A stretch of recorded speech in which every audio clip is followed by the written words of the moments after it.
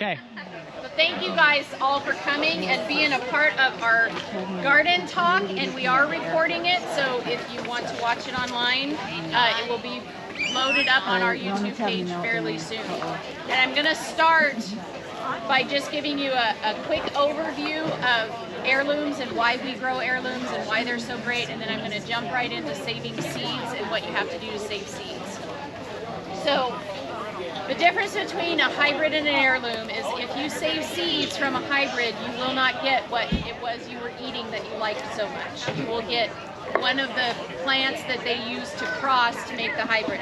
So the way that we say is they're not stabilized. It takes 8 generations to stabilize a variety, and it has to continually make that same variety with all of its characteristics in order for it to be considered stable, and then you can grow those and save the seeds and you'll get the same thing every year. So when you're looking at your seed catalogs and they say F1 hybrid, that means they are first generation hybrid. They took this plant over here, they mechanically crossed them, taking the pollen from one, putting it with the other one, and it's a first generation. So if you grow that plant out, like let's say you get a Better Boy at Home Depot, and you're like, I really like Better Boy. First of all, I'll tell you, if you like Better Boy, you haven't had our heirlooms, because they don't taste anything like an heirloom. But if you save those seeds, you're not going to get Better Boy the next year. You're going to get one of the 2 parents that you saved the seeds for. So with the heirlooms, the general meaning of heirloom, you have to have a variety that's been stabilized for at least 50 years. So then there's this other term called open pollinated, which means that it's been stabilized 8 generations, but it's not 50 years old. So a lot of the varieties that you see on our table that are like really crazy colors and exciting, like the ones that have the blue, the anthocyanine blue on them, those are not 50 years old. They're fairly new, but they've been stabilized, so they're over 8 years old. That makes sense? Okay, so when the great thing about heirlooms, besides the fact that their flavor is going to be way better than a hybrid, because the people who are creating hybrids, having flavor is the least important thing on their list for growing hybrids. They're growing them for production, for a perfectly round tomato that doesn't crack, that can go to market, that can sit on a shelf for a long time without rotting, and that they have disease resistance, so that when they're being grown out, they're not susceptible to a whole bunch of diseases. So you'll hear people say, heirlooms are too hard to grow, they die from diseases and all this stuff, and I always ask, well, where do you think they got the disease resistance from the to make the hybrid? They had to get it from a stabilized variety. So there are stabilized varieties that are disease resistant and some that aren't, and there are some that are like, if you have root knot nematodes, that plant is going to die. But if you don't have root knot nematodes, it's resistant to other diseases, and it grows fine. And that's why when we get into heirlooms, it's like, test what you think you want to grow, and if it doesn't work for you, throw it out and try something else. And then when you find varieties that it grows really well, it produces really well, you like the size of it, you like the taste of it, and you know that it's going to work in your soil, those are the ones that you say, that's the one I'm going to grow every year, and then start testing another one and see which ones of those are going to grow. The great thing about growing in this area is we are dry and we are hot. So a lot of the diseases that kill tomatoes that don't have disease resistant, we don't have a problem with, as long as you don't get them wet. Because the high humidity in the south, or places where it rains during the summer, they're the ones that are having problems with blights and viruses and fungal problems. Where we don't have a problem with that, as long as you're not going out there with your hose and raising the humidity by getting your plants wet, or spraying them like if you're watering with sprinklers. You're going to bring those diseases up. In the spring, because our test garden is a test garden, we want to know if something is going to die from something. Now we've got them all on drips, so everything's nice and arid out there, and we've got them growing up straight, so we've got air going through to keep the humidity from building up. But in the spring, those of you guys who were at our plant sale, and like in March, we couldn't plant. And normally we're sticking stuff in the ground in March, and it was still freezing. Like, we were getting frost in March. We didn't plant our first plant until April. And then even then, we had a couple of nights where we were out there throwing frost fabric over the stuff in April to try to keep those little plants going. So then we got rain until, what was it, May? And so we've got higher humidity, and we were watching a couple of the plants where they were getting blights on them, early blight that was going up, and some of the other fungal issues. So we're taking notes. This one has a little bit of susceptibility to blight. Soon as the rains stopped and it got hot and dry, that's as far as the fungus went. It didn't go up the plant any further because it starts down at the soil level and it works its way up, which is another reason that we cut all of the branches that are down low so that you just have the main stem. You put the straw down so soil doesn't splash up on them, so that even if they get a little bit of it going, it's going to stop as soon as it gets hot and dry, as long as you're not out there getting the plants wet. Okay, so you planted a bunch of heirlooms and you're like, I love lollipop. Everybody loves lollipop. But you're like, I love lollipop. I want to grow lollipop and I want to save seeds. So for saving seeds with tomatoes, if you ever notice when you're eating your tomato, all of your seeds have like a gel around the seed. So those are, the gel on there keeps that seed from germinating until in nature, you've got the rotten tomato that falls on the ground. It's got all those seeds in it. All winter long, that gel is breaking down and decomposing so that in the spring, when it starts to warm up, those seeds can germinate. If you don't get that gel off when you're saving your seeds, they won't germinate, because that gel is to keep it from germinating until the next spring. So what you have to do is ferment them. And when we talk to people all the time about fermenting their tomato seeds, they're like, oh my gosh, this sounds so difficult. And it's not. It's time consuming, but it's not difficult. So what you do when you're going to save tomato seeds, this doesn't count for other plants, just tomato seeds.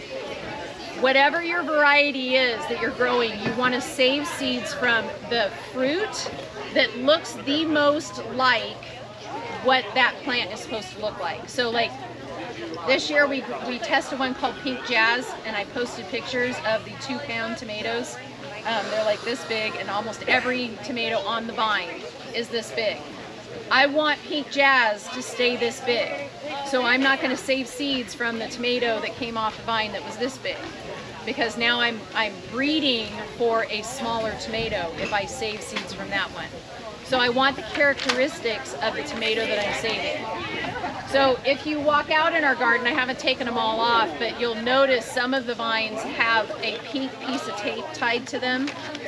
Early on when we were setting fruit, and we've got our ranch families that come out here that get to pick tomatoes and take them home, when I find the tomato that I want to save, that is the characteristics I want from that plant, I tie a pink string around it, and that pink string tells everybody, you can pick anything else on this plant, but don't you touch that one with the pink string, because that's the one I'm going to be saving. And then we have to torture ourselves and wait until that tomato gets past eating stage. So you don't want it to rot, you just want it to be where it's soft and squishy, and you're like, it would be okay for sauce, but it's not good for fresh eating. And then you're going to take that tomato, bring it in the house, and you're going to extract the seeds from it. And every single tomato is different in where they put their seed chambers, but they're basically going to be along the sides of the tomato, going closer to the outside than the inside, because you have the core in the middle. So you just start removing the outside of the tomato until you hit a seed chamber. And I usually will take just a measuring cup, like a glass measuring cup, and I scoop them. It's really messy, but I scoop them into the measuring cup until I get all of the seeds out of the tomato. And then I actually use those tomatoes to make sauce, because they're still good, they're just not good for fresh eating. And so then you end up with this, you know, however many seeds you want to save, however many tomatoes you have. You're going to pour them into just a little jelly jar. We use bigger jars for some of our bigger tomatoes, or ones that we're saving a lot of seed from. But it's just put it in a jar. And so like if your seed is coming up to here with all the juices in the pulp, you want to go up about as much of the juice that you have, add water. And then you're going to take your lid, don't clamp it down because it's going to ferment and you don't want to blow the lid off of your jar. So it's going to off gases. But the lid is just sitting on there nice and lightly. And then set it someplace where it's not in direct sun. We put it in our kitchen put them in our kitchen window, but we don't get direct sun on our kitchen window. So put it somewhere where you're going to see it every day and it's close to a sink, because you're going to need to be checking them and spinning them. So it's going to sit here for the first 24 hours, and it might bubble, or it might just start to separate, and all the seeds are going to float to the top with the pulp, and you'll see like just the liquid at the bottom. So every time you walk by it at least twice a day, you're going to just pick the jar up and go like this. So you're just getting them spinning, and then you're going to set it back down. So like if I have 10 jars on my windowsill and I go in the kitchen, I just pick them up and spin it, pick it up and spin it, pick it up and spin it, and it's like all going down. Second day, you'll definitely start to see like some bubbles, and that it's starting to ferment, and you might even get like a white film on top, and depending on what was on the tomato, because you wash them first, but there's still going to be spores on there. You might even get some mold at the top. If the mold gets really big and hairy, you can use a toothpick and pull it out and throw it away. But it's all just going to sit there 3 to 5 days. And every time you go by and you spin it, it's all of the seeds are going to let go of the gel and the pulp, and they're going to start sinking to the bottom, and all you'll have on top is this pulp. So when you start looking at it, when it starts to settle and you're like, okay, like there's only a few seeds at the top, I wouldn't go any more than 5 days, because they'll start to sprout and then they won't germinate for you when you're ready to start in spring. But so you can notice that it is definitely, most of the seeds are at the bottom, most of the pulp is at the top. So then you're going to take your lid off, get one of these, stand by the sink, and you're going to fill it up with water, wait for the seeds to settle to the bottom, and you're going to pour it off until you get to where the seeds are coming to the edge. So you're just pouring off the pulp and the mold and the nasty stuff. Then you're going to fill it back up with water again, wait for the seeds to settle. Sometimes I'll do this if there's a lot of pulp, so that if there's some that are caught in the pulp, they'll go down to the bottom, and then you pour it off. I usually do it 3 times, and by the 3rd time it's almost clear water and you can clearly see your seeds. Then you're going to add water, pour it in here, and then run it under water and take your finger and go around like this. And this just pushes any pulp that's left out from around the seeds, so that all you've got is nice, pure, clean seeds, and there's nothing left there. Then you take a paper towel and dab it on the bottom so that you get as much of the water off of the seeds. Take a paper plate, write the name of the variety that you're saving, and just set it on the table and do that, so that they all come out. You can kind of spread them around, and then you set it on a counter somewhere and let it dry for 2 days. At the end of 2 days, okay, these are like you can get these at the dollar store. We use them to scrape pans. But these work great for scraping your seeds off of your plate. So you're just gonna scrape them like this to make sure none of them are sticking. And then what I usually do is just take my fingers and break them up by moving them around in my fingers. And then we use, if you go up to our, where we're selling our seeds, we have our seed bank. We use watchmaker tins, and they come in little boxes, and they're a little aluminum tin with a glass top on them, so you can look inside and see how many seeds are left in there. The place that we order them from is called Lee Valley, and they come in multiple sizes, from little tiny guys to bigger ones. So like our tomatoes ones are pretty small because the seeds are so small, and you can put thousands of seeds in one little watchmaker tin. And then we have a round sticker that we put on the bottom that has the name of the variety and the date that it was grown. Now each kind of seed is going to last longer if you store them correctly. Tomato seeds last up to 10 years. And that's if they're stored correctly, but actually my husband's grandfather had some that were 30 years old in a pill bottle in his drawer that we pulled out. We're like, well, let's see if we can get it to germinate. And we actually got some to germinate. They didn't taste very good. But so they can last longer if they're in the right conditions. The way that we keep them and the way we suggest you keep them is in a dark, dry place that is cool, and that is most often in people's houses a closet that does not have an exterior wall. So find a closet in your hallway or something that's not sharing an exterior wall, and keep them in there, and don't put anything in there that has moisture, because the drier they are, the darker they are, and the cooler they are, the longer they'll last. Okay? That's tomatoes. Any questions about tomatoes? Yes?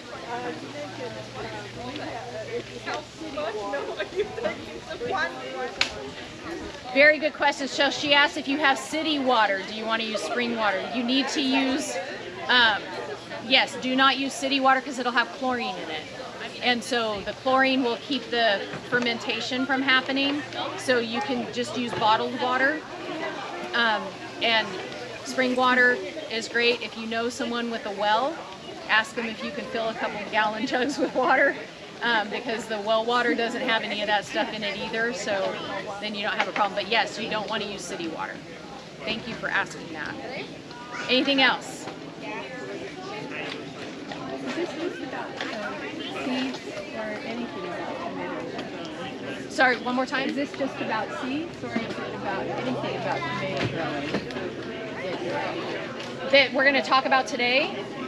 So she's asking if we're going to talk about anything other than seed saving. Yes, but as far as the growing, the stuff that you need to know in the spring when you grow, we covered all of the growing at the spring sales. And so if you go on our website, our YouTube channel is on there, and we have Garden Talk number 1 and number 2. This will be number 3, and 1 and 2 cover planting, because that's obviously what you're doing in the spring, and this is more harvesting. Just looking for some troubleshooting for stuff like blossom end rot. And I had somebody ask that. So she's asking about blossom end rot, and that comes up a lot. So blossom end rot, on the blossom end of your tomato, it rots, and we've had some blossom end rot problems here. It is a calcium deficiency, but it does not mean that you do not have calcium in your soil. We've had our soil tested 3 times. We have really good calcium in our soil. The most common way that they don't get the calcium is because of uneven watering. And so calcium is a very large molecule, and in order for the roots to pick that calcium up, take it all the way through the plant and deposit it into the tomato, those roots have to stay well watered. So if you let them dry out and then you go and you water, they can't pick up the calcium. So for us, I made the big mistake of I don't have to check my drip filters because everything was working fine last fall, and so I didn't check our filters until I saw some of our peppers were wilting, and then went to check them, and there was hardly any water coming out of them. So went and cleaned the filters, everything worked fine, and then all the tomatoes, almost all of them, set with blossom end rot because I let the roots get too dry so they couldn't take the calcium up. So that first flush of tomatoes, the chickens got a lot of them.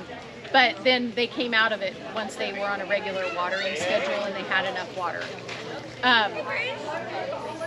Keeping in mind with that, like if you have clay soil, we have very sandy soil, you do not need to water as much as we do.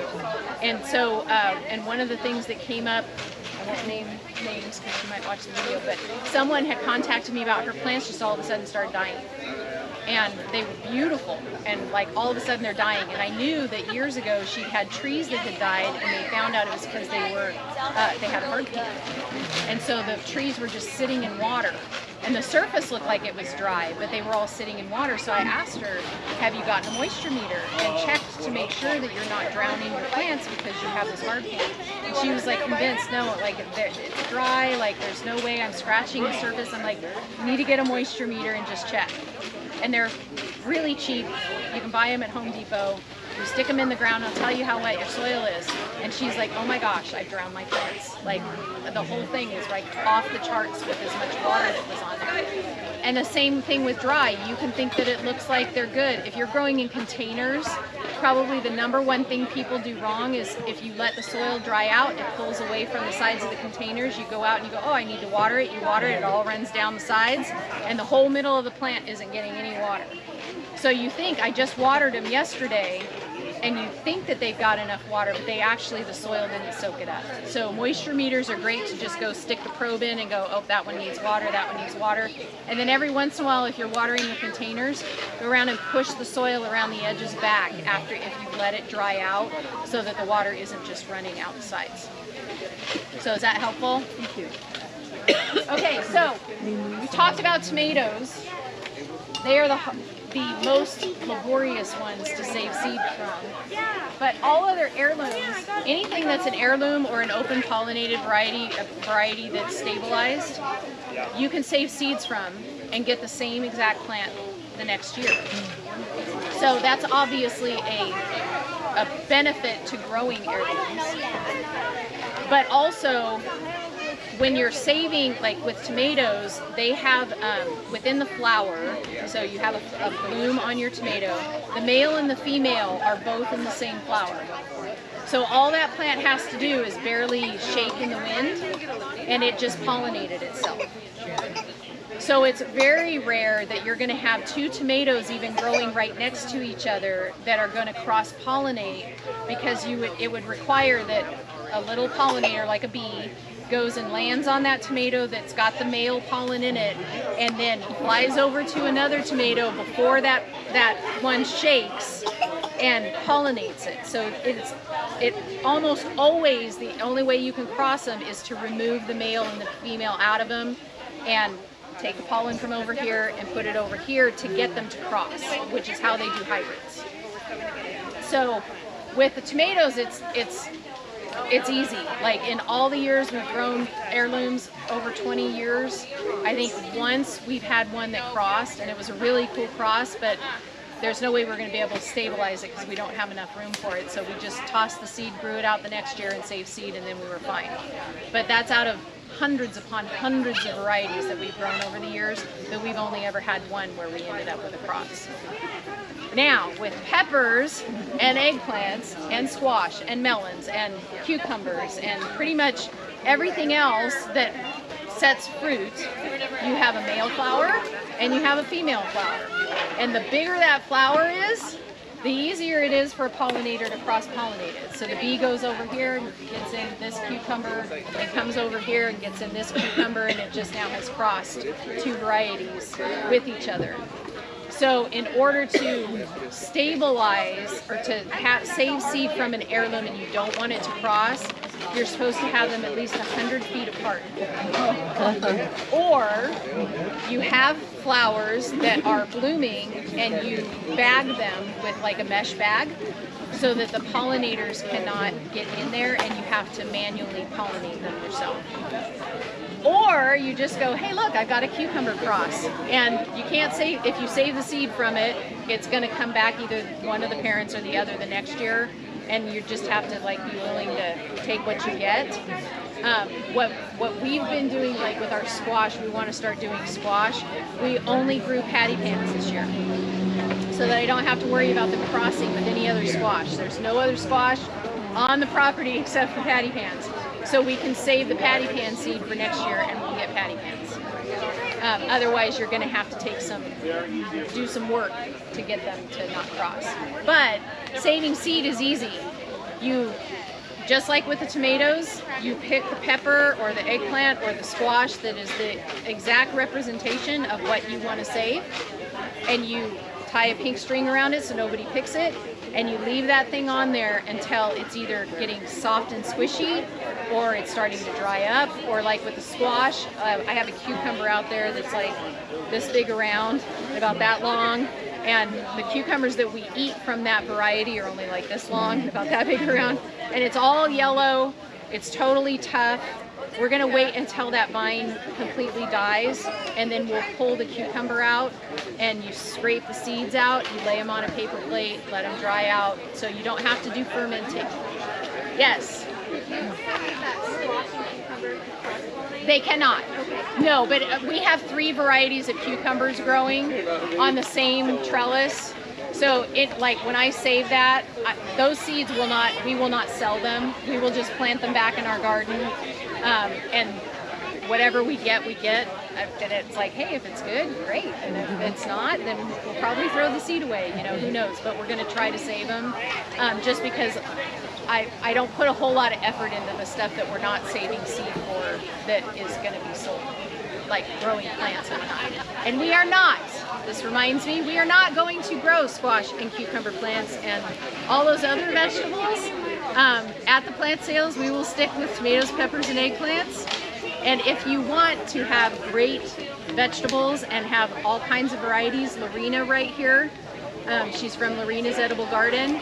She grows a huge list of like zucchinis and all kinds of summer squash and winter squash and tons of different herbs and everything. She puts her list out, and that's usually where we send folks that come to our tomato sales, and they're like, well, what about squash? I'm like, go to Lorena, she'll have that stuff. So she'll take care of you and has all, right now she's got all kinds of winter vegetables that are getting ready to go in the ground. But yeah, so the squash, the patty pans that we have, like, you know, you eat them when they're about this big. Our patty pan that we're saving is about like that. And usually when whatever vine that you pick for something that gets that big and you're gonna leave it on there until the vine dies, they're not gonna produce anything else on that vine. So if all you have is one squash vine, you probably don't wanna like save seed from it, because you're not gonna get any more squash. Like, it's gonna put all of its energy into that. But you cut it open, you scoop the seed out. You can rinse them in the sink if you want to, but you don't have to. Lay them out on a paper plate, let them get completely dried. The bigger the seed is, the longer it's gonna take for them to dry.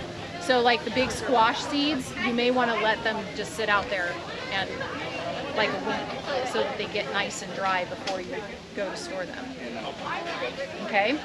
But any heirlooms, you can save and get the same thing. Anybody who knows or who does not know, this catalog is probably not an heirloom lover, and I'll make you an heirloom lover. This is like, we get these, we sign up to get them in November, and they get shipped to us not long after that. This is Baker Creek. The nice thing about Baker Creek is there is nothing in here that you can order that is not an heirloom. And some of the other seed catalogs that you get, you order the stuff and they may or may not tell you it's a hybrid, and you grow the stuff out and it doesn't grow true.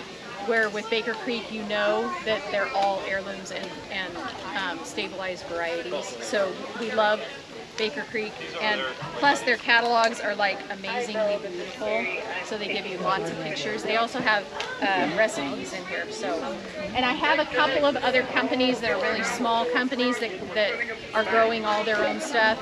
They only have a few varieties that we order from, but Baker Creek is like, they're just fun. So with that, I want to make sure I stay. Okay, so with your eggplant and your tomatillos, if you've ever cut the eggplant open and you see the seeds and you're like, how am I supposed to get that out of there so that I can save seeds? Take all of the skin off, cube the part of the eggplant that has the seeds in it, throw it in your blender, add some water, and turn your blender on very low and just let it spin around, and it'll cut up all the pulp, and all the seeds sink to the bottom and all the pulp comes to the top. And then you can scoop the pulp out, and then you're going to do the rinsing thing just like you did with the tomatoes to get all the pulp out till all you have is the seed. Then just empty your blender into this thing, pat it with a paper towel, turn it on top of the paper plate, spread it out. Same thing with tomatillos. You just cut them up, throw them in the blender, turn them on low, let it spin around, and all the seeds go to the bottom. Okay?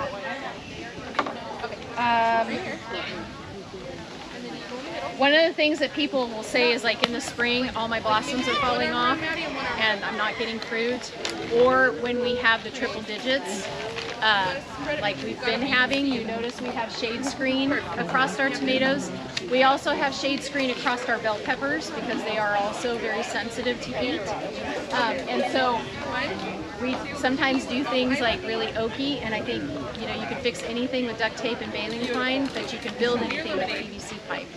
And so what we did with these to figure out a way to do a shade screen across these is there are T-posts that are stuck in the ground. We're doing field twine, and you can walk out there and see how they're grown with field twine. It's the best way to grow tomatoes if you're growing them in a line. And we talk about how to do the field twine in one of our other talks.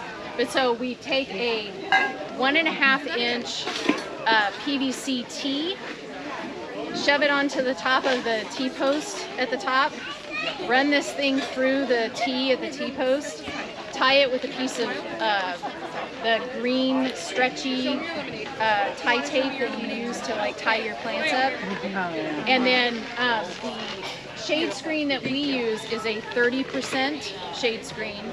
We buy it from a place called Greenhouse Megastore, and you can buy it in the percentages you want and by the feet you want. So you say like, I want a 12-foot piece that's 60 feet long.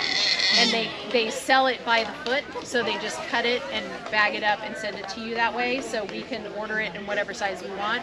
We buy them in the 12-foot and cut them in half so that they're 6 feet wide, and then we run them down the lines. We buy these little clips that fit on a 1/2 inch PVC, and so you run your fabric over the top of it, and then you clip it down, and that holds it in place.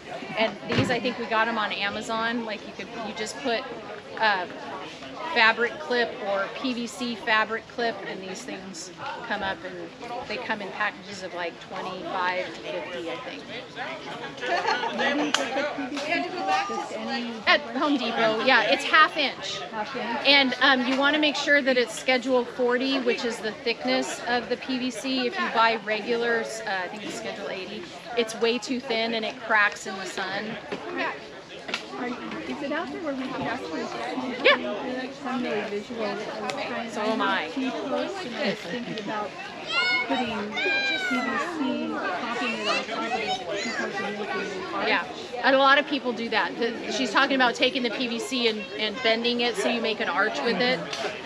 Right onto the PVC or the T-post. Yes, yeah, and you can do like row houses that way too, where you're just like building something to stick the PVC into, and then you just bend it around, and then you can like put the shade screen over it if you want to make a shade house, or you can put plastic over it if you want to make like a hot house, and that works too. Just make sure you use Schedule 40. Yeah. And yes, what she was asking as far as being visual and walking out there, we want you to walk out in the garden and look at how we're doing stuff, and you can come back and ask us questions. Any of our folks that are walking around with one of these things on can, if they can't answer the question, they can point you to the person who can. But we want you to go out and see how we're doing stuff. And also, like, if you've tasted a tomato and you say, I want to grow this tomato next year, but I only have a 5-gallon container, or I have a really small bed. Like if you said, I like spoon tomato, that was that one that looks like a pea, it's the smallest tomato in the world, and you're like, I've only got a small space, can I grow this? Walk out there and you'll go, oh look, there's spoon tomato. No, I can't grow this because it's like 12 feet tall and it's grown up through the top of the fabric and is trying to swallow the other 2 plants on each side of it. It does not play nice, so, but you can see how big they get.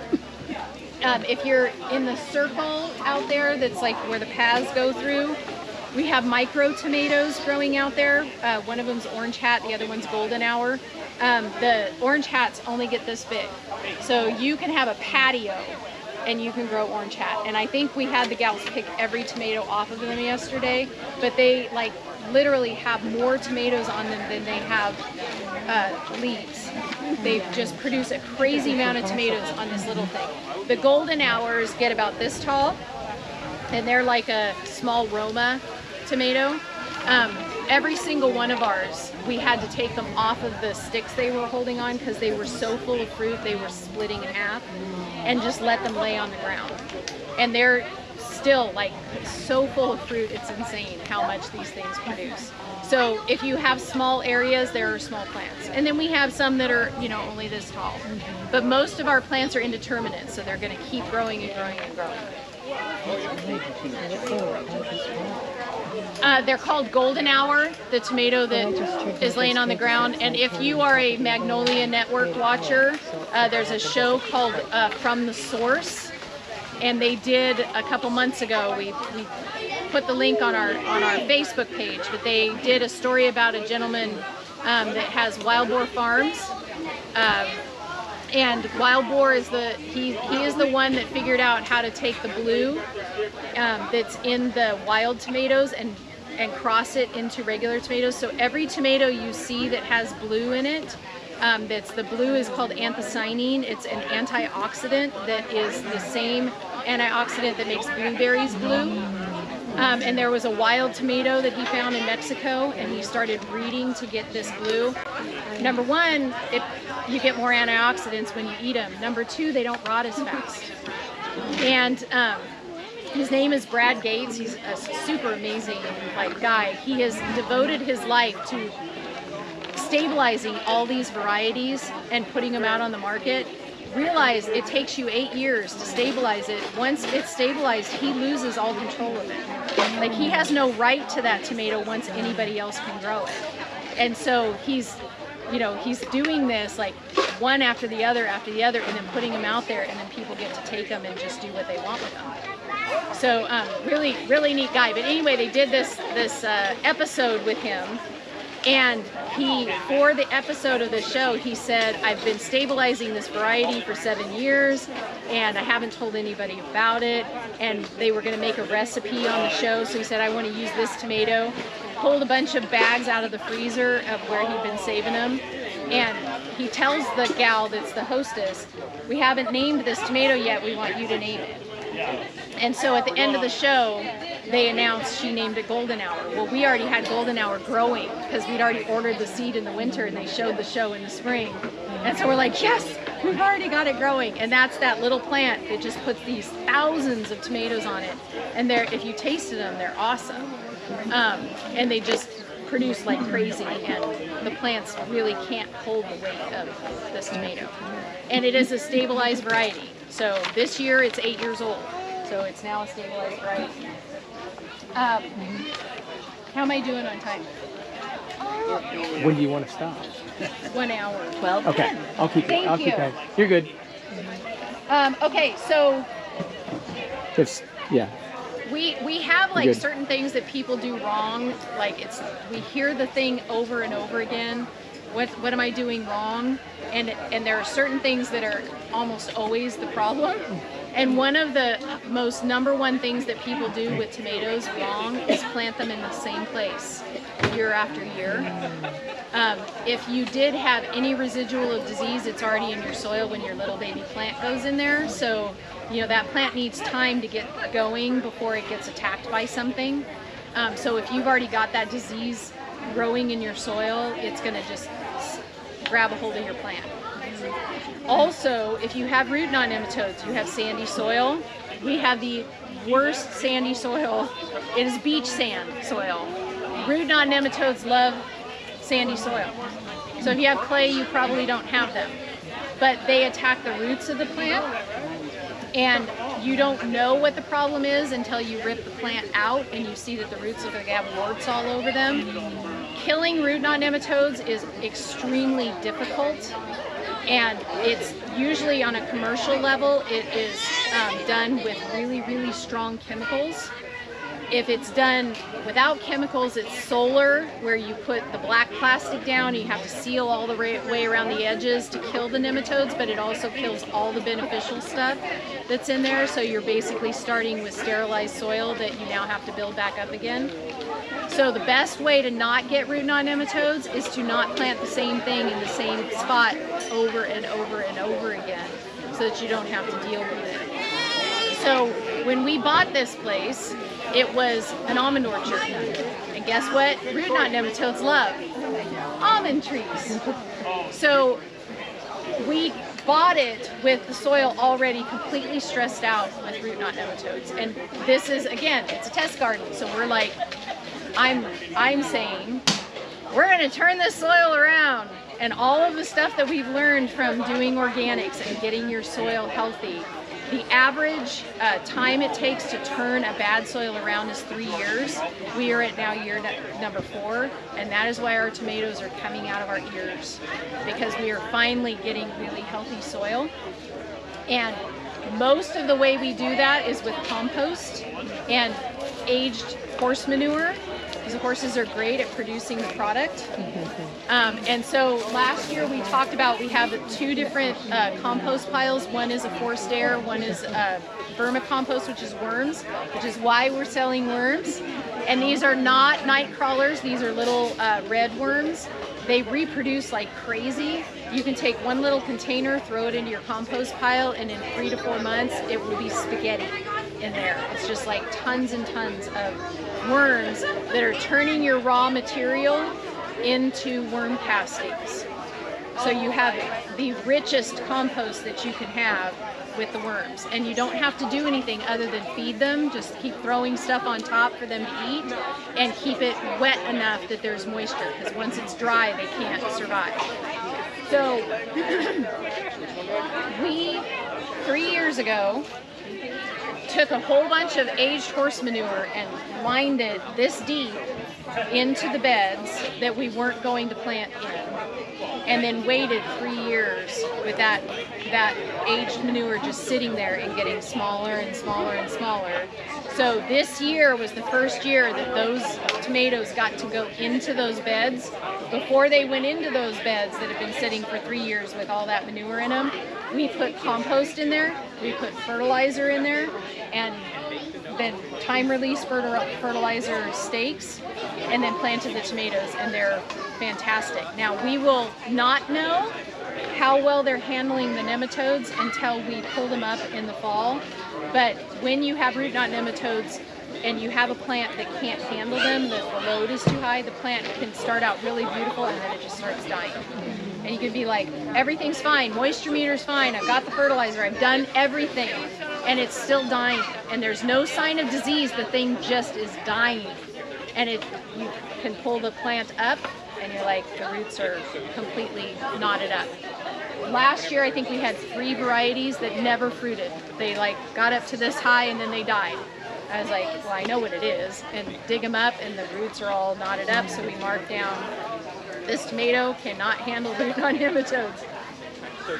Those of you, if any of you have grown pink Berkeley tie-dye, it has always been one of our best sellers at the other property, and it produces beautifully. We've got it in the tasting today. 3 years, we could not get it to grow. It got up to about 1.5 feet and then it died. And pull it up and the root knot nematode. So I can tell you for certain that pink Berkeley tie-dye does not have root knot nematode resistance. So I was ready to, I was like, we're gonna give it 1 more year and then I'm gonna have to cross it off the list because our soil just can't grow this tomato. And this year it's done awesome. So again, getting the soil healthy so that all the good stuff can fight the bad stuff makes a difference even for a plant that can't handle what you're sticking it into. Yes?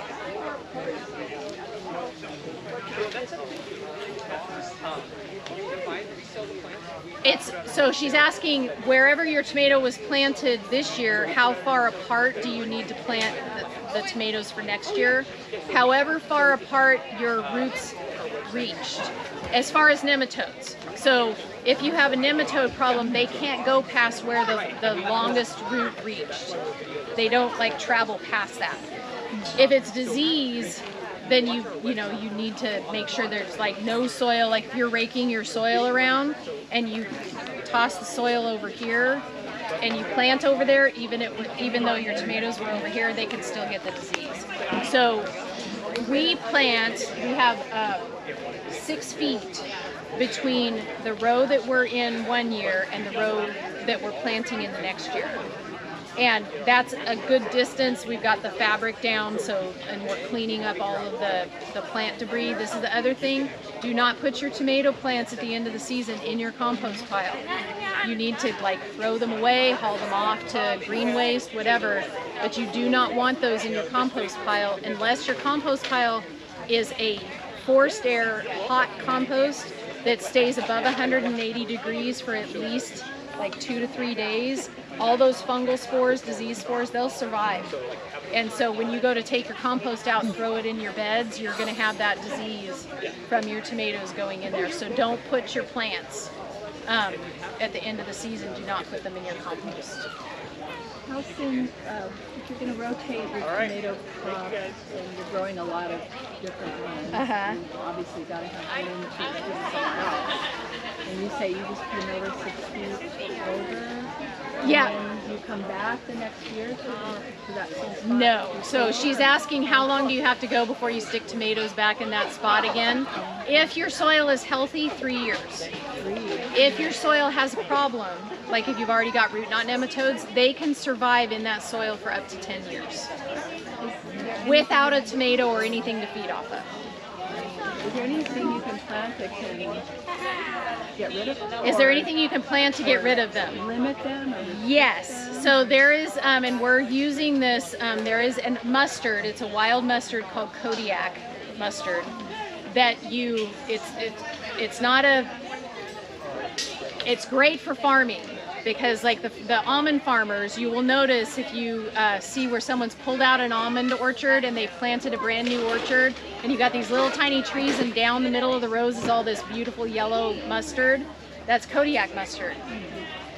There is a gas in that mustard that kills root knot nematodes, but in order for it to work, it has to be chopped and tilled into the soil within 30 minutes of it being chopped. And the mustard has to be floury when you chop it.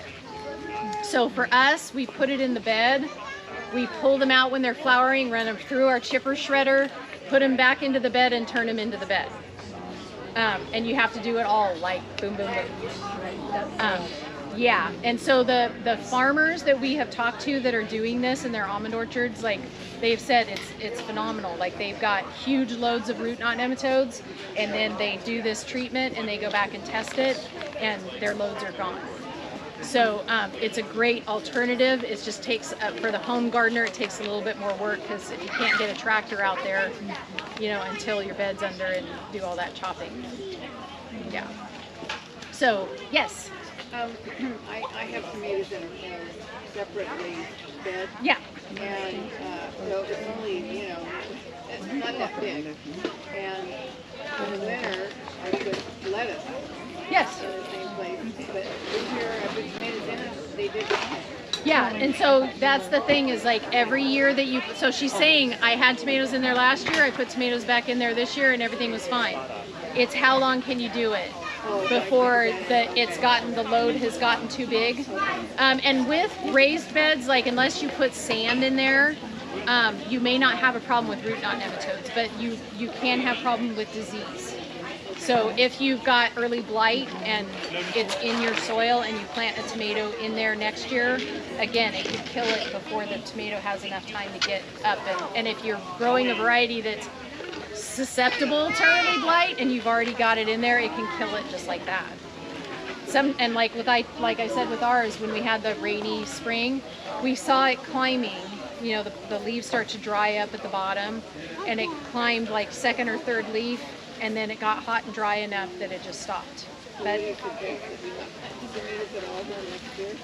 in that spot, yeah. That's only What place I have. I know, and that's why I would say do containers.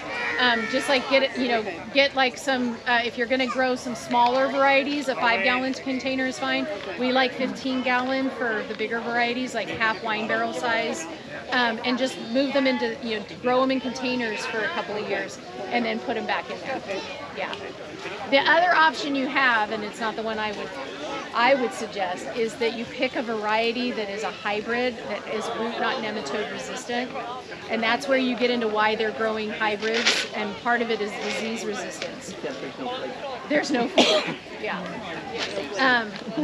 But when you look at the hybrids, like if you have a nematode problem and you don't have any place else to put them, and you're like, but I really want tomatoes there, you can look at hybrids, and if it has an N, you know how they put all those letters at the end of the hybrids? Each one of those letters is telling you what it's resistant to. So like if it has a V, it's resistant to verticillium wilt. If it has an E, it's early blight. If it has an N, it's nematodes.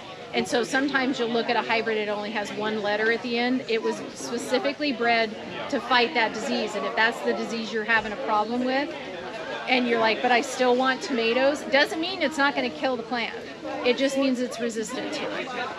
And again, heirlooms have resistance, and that's why we do our testing. We have one called Clint Eastwood's Rowdy Red.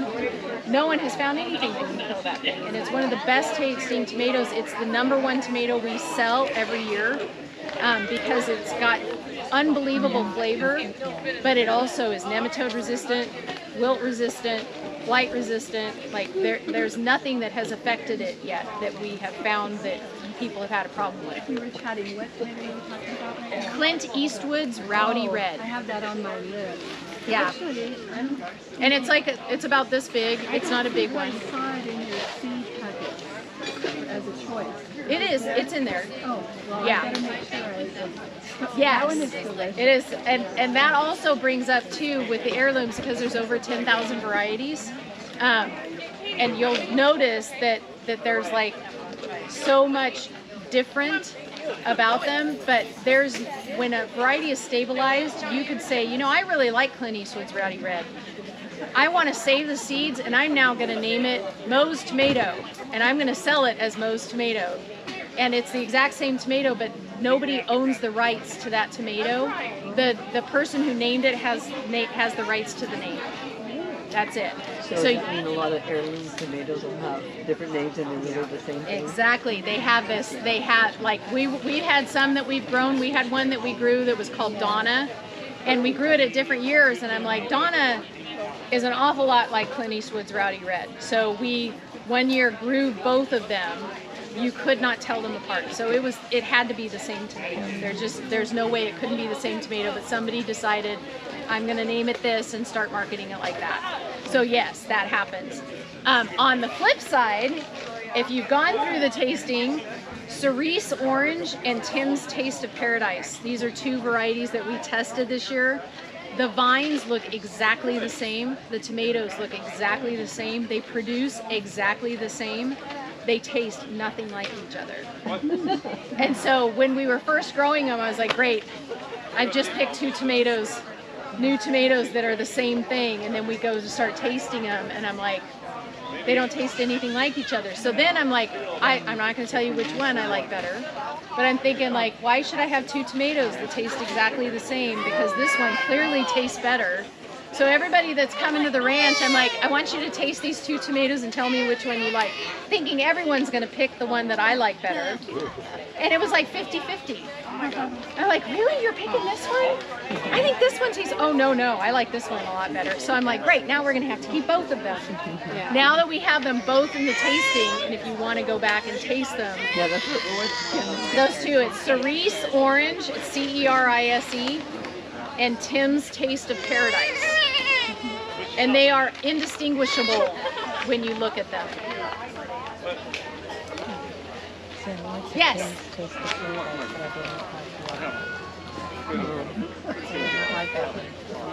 Yes. Yes. No. Yes.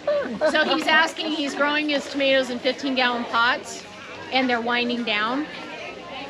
So your soil, when you're growing in a container, is a lot hotter than the soil if they're planted in the ground. So that plant is stressing over the heat more than even the ones that we have in the ground, and we have them covered. So what you can do to help them next year is to put something in front of, because I'm assuming they're black plastic containers, because the black is the worst. Light green. Okay, so light green would be better. But you could, if you can put something in front of the pots so that the sun isn't hitting them directly, that will help. And then as soon as we start getting up in containers, I would say mid-90s, you need to put a shade screen over them. And that will help them, because what's going to happen if they're way too hot, the plant's just going to start dying. if they're cool enough that the plant can survive, but it's still too hot outside, and for us in the ground, that's going to be when we get up into the triple digits and it lasts for 3 or 4 days, or it doesn't drop below 70 at night. The plants, in order to survive, drop all their blossoms. So in July, the blossoms that were on the plants out there, and the plants were full of blossoms, and we got 106, 107, 108, and we're watching and we're going, every plant that has blossoms right now, those blossoms will be tomatoes at this tasting. So we have to save these blossoms. So that's why we're throwing the shade screen up, trying to get the plants to just hold on to the blossoms long enough to set fruit. But if you're in the middle of the summer and you're losing all your blossoms but your plants look good, it's because the plants are too hot and they just they need that cool down and they're not getting it. And it takes less if they're in a container because they're getting heated up more. The branches that are not producing a blossom, do you thin those off the plant? So he's asking, do we thin off the ones that don't have a blossom on them? No. And if you look at our plants, you can clearly see we're not doing anything. Like, we're just letting these things go crazy, other than they're trellised. And ones like Spoon, like the one I told you is completely out of control, we'll go in there and just hack a bunch of them away so you can still walk between the rows. But that's just for survival. That's not like to make them produce better. You can trim off the suckers, but the suckers do produce fruit. So the bigger the plant gets, the more fruit it's going to produce. But if you don't have the space, you can do the single stem that goes up with just the stems coming out. And once they start throwing suckers, you cut all the suckers off. It's really time consuming, but if you have the time to do it and you need the space, every one of those branches that's coming out that you're leaving on there is going to set fruit. So in like commercial greenhouses where they're growing tomatoes for the winter and they grow them on the string, like you've seen where they have the string hanging from the ground or from the top and it goes down, they tie that single stem all the way up the string and they only let the branches come out this way, and you'll see all kinds of tomatoes on there. It takes up this much space. And they're indeterminates, so they're growing taller and taller and taller, so they just keep tying them up higher and higher, and they'll keep setting new fruit on the new growth. But they won't get any wider because they're taking all the suckers off of them. So for the way that they're growing them, and usually they're putting them 2 feet apart, you're keeping them contained in a small area. As soon as they get to the point where that plant is done producing, they just cut the strings and remove them. So they're not trying to get like a long season because they're growing them commercially. And some people who have small areas, you're just going to have a shorter season. Last year we pulled, I think, or actually it was year before last because the freeze got here too soon. In November, we knew the first freeze was coming. We went out and picked every tomato that was left on the vines. We had over 500 pounds of tomatoes, and most of them were green. And we put them in the garage. They're going to turn red. So you've got tomatoes at Thanksgiving and Christmas. And do they taste as good as the ones that ripened on the vine? No, but they taste way better than anything you're going to buy at the store, especially in November and December. So they will produce up until the freeze kills them. They will stop setting fruit when the day gets too short. So you'll usually, we're just starting to see this time of year, our plants are starting to put all this new growth on because they're like, oh, the days are getting shorter. So they're sending out all this new growth. And that new growth is not going to have time to set fruit before the freeze kills it. So at that point, like this time of year, you can say, this thing is just getting out of control. Cut all the new growth off. It's not going to give you, ripe tomatoes in time before the freeze kills it. So it's not worth it. Is there any reason to leave the tomatoes all together? So she's asking, is there a reason to leave them on the vine and turn them upside down and hang them in your garage? Yes, you'll get more flavor from them. This is at the end of the season, the freeze is coming. what the nutrients that are left in that vine, they will drain into the tomato and actually give you more of the summery flavor than if you just pull them off. When you look at our vines, we're like, we don't have room in the garage for that. Not even one. But if you've got room for them and you can just tie them upside down, yeah, they'll give you more flavor. Any other questions? How's my time? You have a minute and a half. Oh my goodness. No, sorry, 40 seconds. Yeah, I've 12. Oh, wait. One thing I wanted to tell you guys, you're like, yeah, that's great that you have like all this aged manure to put in your compost or to put in your beds. You want some aged manure, we'll send you home with some. So we've got a bunch of empty feed sacks. We can give you a feed sack and a shovel and send you out there. And this side of the manure pile is the old side. You can kind of tell when you look at it. You can just fill up feed sacks and take it home. And if you're going to do a worm composter, all of that aged manure is food for the worms. And then all of your kitchen scraps, aside from onions and citrus, they don't like it, so they'll just eat around it. But that will decompose naturally over time, but just the worms aren't going to help you with it. It feeds that really well. The forced air system, last year when we had the tomato tasting, we had it full and running, and we unplugged it so that people weren't tripping over the cords, but you couldn't see the mechanism and how it works. This year we were at the point where we were almost done removing the manure or removing the compost, and rather than fill it back up and start another batch, I just moved the leftover stuff out of the way so you can see the pipes coming out from underneath. So if you want to go over and take a look at it, the nice thing about a forced air system is it turns raw material to compost in 30 days. Where the worms take about 4 or 5 months. So it's a much longer process. And forced air systems, like if you Google it, you'll find a ton of stuff. But we are eventually, and this is why I say with the manure, like right now we've got plenty. We're going to eventually have a large scale forced air system out where the manure pile is. And then we will not be giving our manure away. We were going to be turning it into compost and using it to turn the sand on the rest of the property into healthy soil.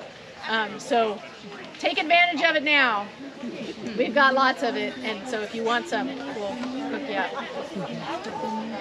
Okay, I'm probably out of time. Yeah. Okay, and I think, yep.